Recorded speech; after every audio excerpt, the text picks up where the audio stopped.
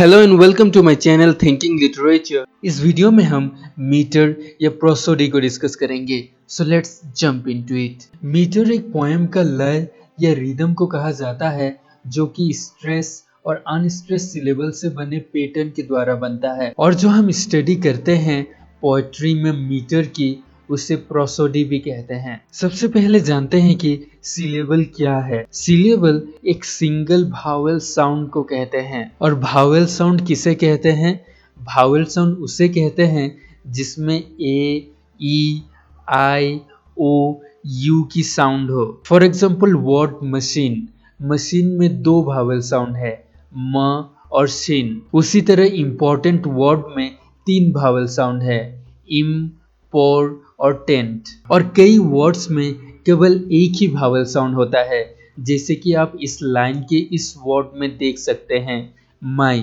माई में केवल एक ही भावेल साउंड है, सो यहाँ पर एक ही सिलेबल है। सो यहाँ पर आपको जो एक इम्पॉर्टेंट चीज याद रखनी है वो ये है कि कोई भी वर्ड में जितने भी भावेल्स होते हैं उतने ही भावेल साउंड या सिलेबल नहीं होते। For example word room, room word में दो भावेल्स हैं, ओ और ओ, लेकिन इसमें एक ही सिलेबल है क्योंकि ये दो भावेल्स एक ही सिलेबल या भावेल साउंड क्रिएट करते हैं। ये दो ओ और ओ मिलके यू भावेल साउंड क्रिएट करते हैं। सो यहाँ पर केवल एक ही सिलेबल है। और एक इजी मेथड है जिसके सहारे आप सिलेबल्स काउंट कर सकते हैं।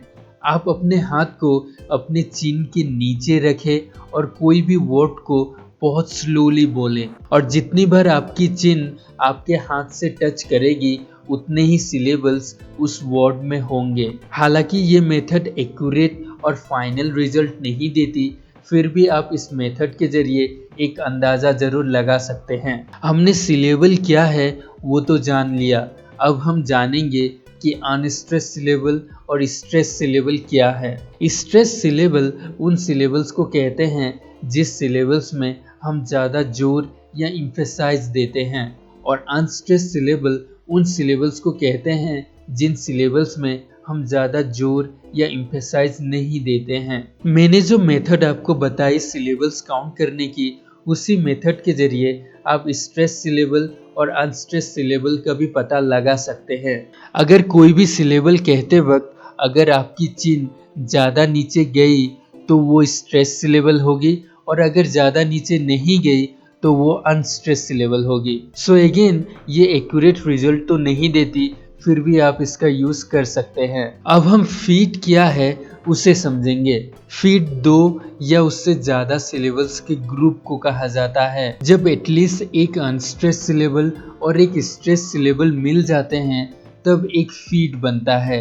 इस लाइन में ये प्रोफेन वर्ड एक फीट है क्योंकि इसमें एक अनस्ट्रेस सिलेबल है और एक स्ट्रेस सिलेबल है। सो इस पूरी लाइन में कितने फीट हैं? 1, 2, 3, 4 और 5। इस पूरी लाइन में 5 फीट है क्योंकि ये दो सिलेबल्स मिलके 1 फीट हो गया, ये दो सिलेबल्स मिलके 1 फीट, ये दो सिलेबल्स मिलके 1 फीट, ये दो सिलेबल्स मिलके 1 फीट और ये दो सिलेबल्स मिलके 1 फीट। सो टोटल इसमें 5 फीट हैं। सो हमने ये जान लिया कि फीट क्या है, सिलेबल क्या है और अनस्ट्रेस सिलेबल क्या है और स्ट्रेस सिलेबल क्या है। फीट कई प्रकार के हो सकते हैं, लेकिन जो कॉमन फीट टाइप्स हैं वो है आयम्स, ट्रॉकीज, स्पॉन्डिस, डेक्टाइल्स और एनापेस्ट। ये सब फीट के टाइप्स हैं। और एक पोएम के लाइन में जितने फीट्स होते हैं उसे फीट नंबर कहते हैं। जैसे मोनोमीटर में 1 फीट होता है, डायमीटर में 2 फीट होता है, ट्राईमीटर में 3 फीट होता है, टेट्रामीटर में 4 फीट होता है, पेंटामीटर में 5 फीट होता है और हेक्सामीटर में 6 फीट होता है। और जब हम फीट टाइप को फीट नंबर के साथ कंबाइन करते हैं तब हमें एक पोएम की मीटर के बारे में पता चलता है। और यहाँ पर फीट टाइप्स के बाद मैंने क्यों अनस्ट्रेस और स्ट्रेस सिलेबल लिखा है? जैसा कि हमने पहले जाना था, एक फीट होने के लिए 2 या उससे ज़्यादा सिलेबल्स चाहिए। सो ये जो आयाम है ये अनस्ट्रेस और स्ट्रेस सिलेबल मिल के बनता है। उसी तरह ट्रॉकीज में स्ट्रेस और अनस्ट्रेस सिलेबल, स्पॉन्डीज में स्ट्रेस और स्ट्रेस सिलेबल, और डेक्टाइल और एनापिस्ट तीन तीन सिलेबल मिल के बनता है। जैसे डेक्टाइल में स्ट्रेस, अनस्ट्रेस और अनस्ट्रेस सिलेबल, और एनापिस्ट में अनस्ट्रेस, अनस्ट्रेस और स्ट्रेस सिलेबल मिल के एक फीट बनता है। और आप इन फीट टाइप्स को एक एक्रोनिम के साथ भी याद रख सकते हैं, जो कि है ITSDA।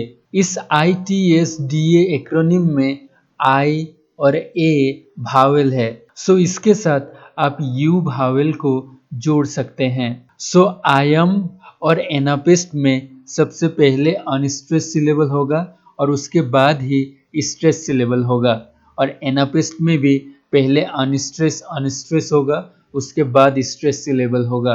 और बाकी के तीन फीट टाइप्स में T, S और D कॉन्सोनेंट हैं, सो उसके साथ हम S, S और S कॉन्सोनेंट को भी जोड़ सकते हैं। सो ट्रॉकीज, स्पॉन्डेज और डेक्टाइल्स में सबसे पहले स्ट्रेस सिलेबल होगा और उसके बाद ही अनस्ट्रेस सिलेबल होगा।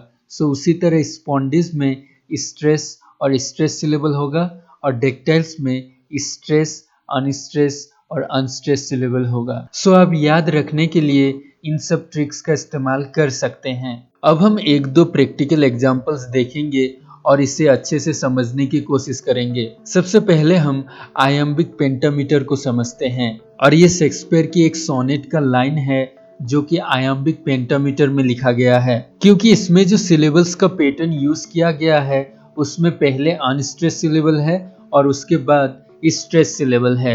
और जैसा कि हमने पढ़ा था, अगर दो सिलेबल्स के पैटर्न में पहला अनस्ट्रेस सिलेबल और दूसरा अगर स्ट्रेस सिलेबल होगा तो उसे हम आयम कहेंगे। सो ये हो गया कि ये क्यों आयम्बिक है।